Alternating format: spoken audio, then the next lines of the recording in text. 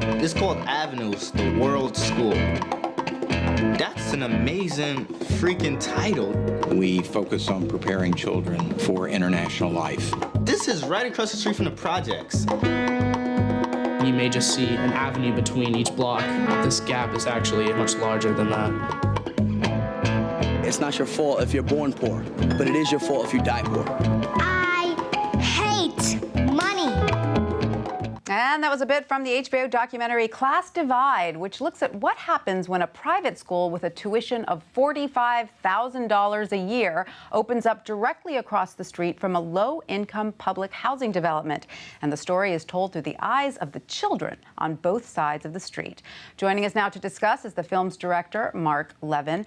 Welcome, Marc. It's so great to have you here. Thank you for having me. You are telling us a very New York tale of two cities, but this is something that we're seeing play out all across the country, isn't it? This is a microcosm, really, of what's happening in cities all over this country and, believe it or not, all over the world. It's happening in London. It's happening in Hong Kong. The idea of global wealth, the global elite, investing basically in real estate in these world cities and in many ways driving out and displacing people who've lived there for years. And this story is so well illustrated in the island of Manhattan because we live in such close proximity to each other. So we can see it play out right next to each other, as you do here. What fascinated you about the Chelsea neighborhood and the Avenue School in particular?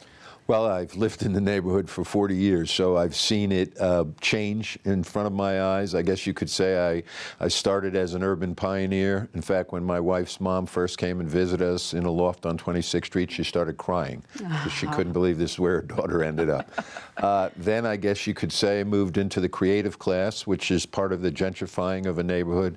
And now you could say my studio, I have another few years left. I'm looking at possible displacement myself because I can't afford it. So your film illustrates that perfectly, both the ups and the downs of gentrification, because there's good stuff that comes out of it, the high line and, you know, people who already own, their real estate values go up. But there's, of course, the downside, which is that people get forced out, like you said. So really the stars of your film are the children. You have children both who attend Avenue schools and children who are looking out of their windows across the street dreaming about attending Avenue school. How did you find such great subjects for your film? That must have been tricky. It is tricky, but you know, being in the neighborhood and kind of seeing it from all different perspectives, I think made it easier to approach not just the young people, but obviously their families. Mm-hmm. I think the most surprising thing, though, about these kids, two things. One, their self-awareness. It's just unbelievable. I try to imagine myself at that age being able to talk about all these issues. And the other is the common ground they have an anxiety over where they fit into this world that they see literally changing right in front of their face.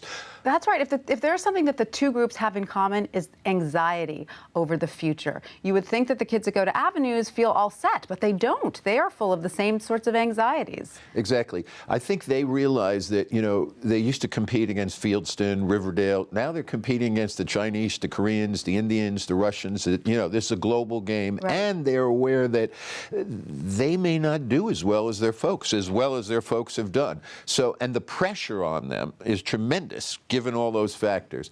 The kids from the low-income housing project are also aware just the idea of public housing seems kind of archaic in our political dialogue now. And speaking of those kids, though, I have to point out, Rosa is a star. That little girl deserves, I don't know if Hollywood is listening, she deserves her own agent. She's so bright, she's beautiful, she's articulate.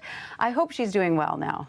She is. She's doing fantastic, you know, but I'm glad that you mentioned that because I would love to see her or somebody see this. I'm hoping Whoopi Goldberg will see it. That's right. Whoopi grew up in those projects. Did she? Yeah. Because if any little girl deserves to succeed, it's her. There's just such a light inside of her. And that's part of, you know, what this city would lose if it only becomes an island of wealth, a gated community. We lose that mix. We lose that energy. We lose that kind of superstars that come up out of nowhere. You get two cities, and neither of them are the New York that we love. Exactly, right. Exactly. Marc Levin, thank you so much for that and for making such an important film. Thank you. I appreciate it. Thank you for having me.